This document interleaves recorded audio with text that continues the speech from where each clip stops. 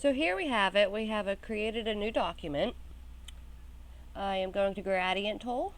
I am picking my colors. I'm going to go down to blues. I'm going to click the third one and hit OK. And then I'm going to stretch it from there to there.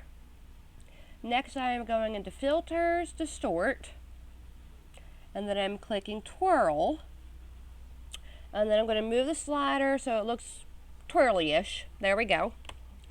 Next I'm going to Filters, Distort, Waves. Nope. Ripple. And then once again I'm sliding that and I'm going to hit OK. And there we have it.